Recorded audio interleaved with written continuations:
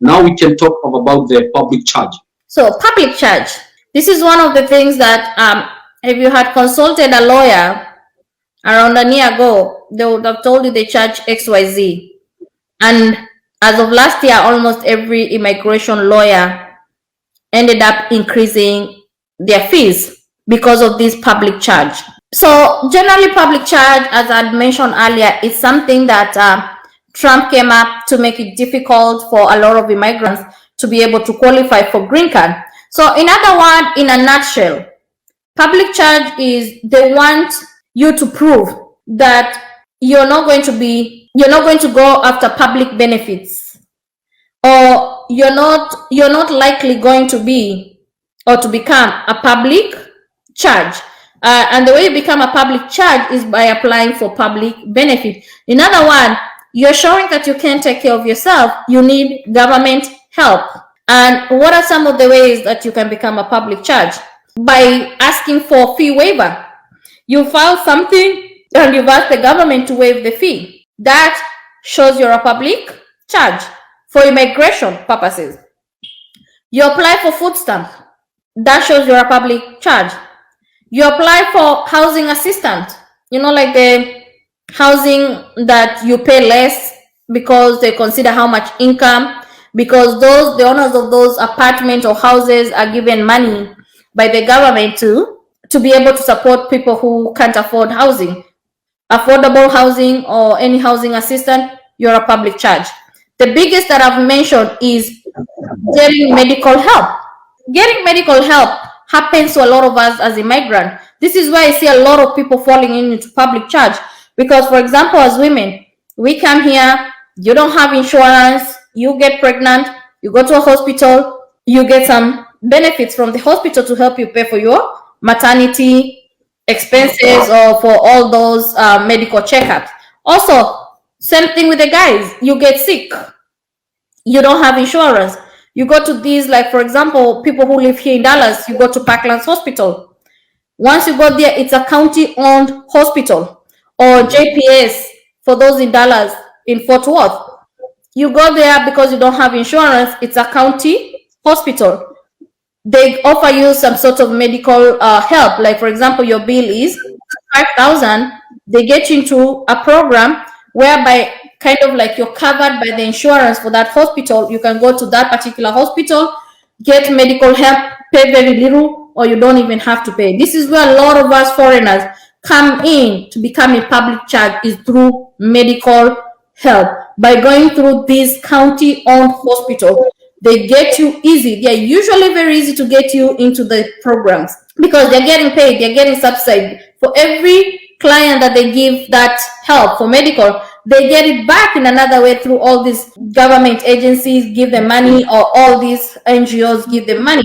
So they qualify you very, very easy. And you may not think about it until now this public charge came in. The other issue is you came into this country, you had your Form 4 degree, high school certificate, or maybe you didn't even go to high school. You dropped out of school, or you didn't even finish high school. You dropped out of school. Then you come here, for example, you become a public charge because you don't have a skill. You don't have a degree. So in other words, they gauge you. They say, you know what, you're likely to become a public charge because you don't even have a degree whereby you can walk in and get a job. You have to hustle to get all these other jobs which may not be available. And even if they become available, they're not paying that well. So you're still going to get to, even if you get a job, you're still going to fall below the minimum wage. And so you're going to be a public charge. This is where also a lot of us come to be affected. You came in here to go to university. You came with the first semester or 1 year, or you didn't even probably go. You dropped out without a degree. They consider you to be a public charge because most probably you're likely you don't have that degree or that skill set that you can walk into an office to get a decent job that will pay you well. They consider you as having to apply for unskilled jobs or unskilled labor, which of course, as we know, pays less. So the public charge started asking for people to show their certificate for high school. So when you apply right now, and I know most of my clients who, when I ask them for their high school for their high school certificate, high school grades, they feel offended.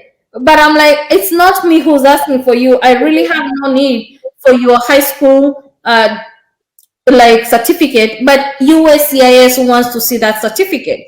It's part of the public charge form that we have to do.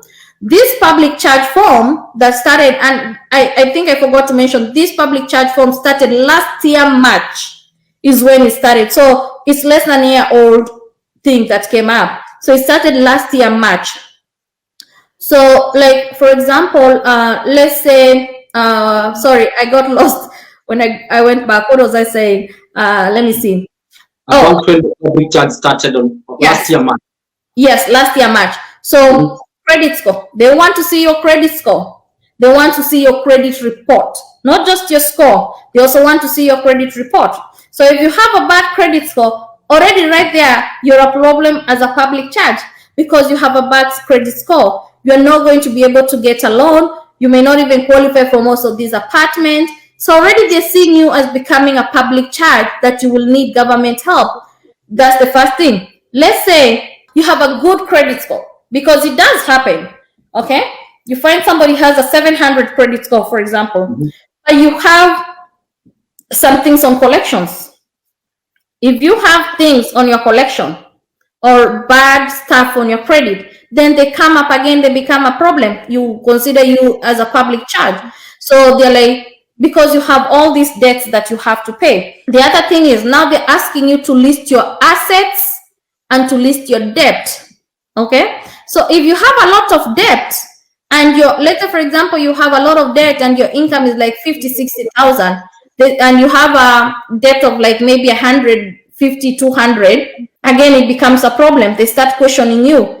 What is the likelihood that you're not going to be a public charge because you have all these debts or things on collection? So now that becomes a problem. The other thing, it becomes a problem. They ask you if you have insurance. If you say no, you don't have insurance, they want to know how you'll be able to pay for your medical bills, because remember, they don't want you getting that medical help. They don't want you going through all these county-owned or government-owned hospitals to get for help. So if you don't have insurance, the next question is, how are you going to be able to pay for your medical bills? Now, let's say for example, you don't have assets, you don't have things that you can change. You can change to money fast. Like for example, you only have your personal car and it's a car maybe worth $5,000-$10,000. They're like, no, that's not going to be, that $5,000-$10,000 car is not going to be enough for you to sell to pay your medical bills. And even if you sell that car, then what are you going to be able to drive to go to work and all this? So in other words, all this public charge makes it so difficult for you. Even when you think you have your things sorted out, you have all this mortgage, you have a $20,000 car that you're paying for, you're paying on time, but your job, maybe you're making a certain amount of money, they start looking at you and they're like, you have all these debts. If something happens to you, how are you going to be able to keep up? So that is what public charge is all about. In real sense, this public charge is all about making it difficult for immigrants to get their green cards. That's just pure and simple.